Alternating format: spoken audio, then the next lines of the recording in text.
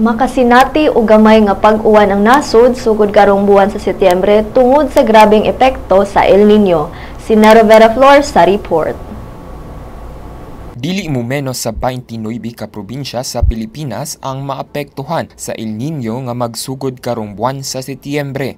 Sa advisory nga gipagawa sa Pag-asa, makasinati og paghuwaw ang mga probinsya sa Visayas sama sa Cebu, Capiz, Eastern, Northern ug Western Samar, Leyte, Southern Leyte ug Bohol. Adunay tulo ka klase nga epekto sa El Nino ang masinati sa nasod.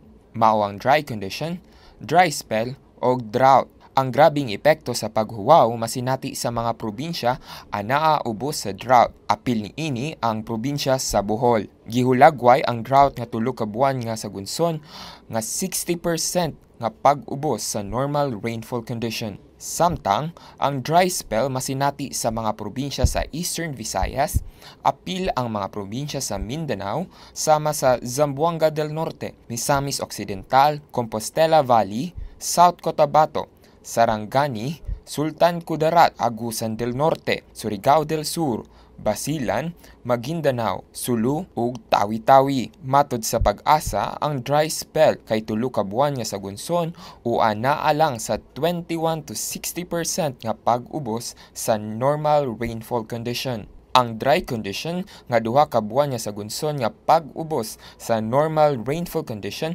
masinati sa Capiz, Cebu, North Cotabato ug laing mga probinsya sa Luzon. Matod sa Pag-asa nga ang umaabot nga El Nino posibleng mamahimong usa sa upat ka mga huwaw nga panahon sa nasod gikan pa atong tuig 1950. Kini si Rivera Flor alang sa Sunstar Pilipinas.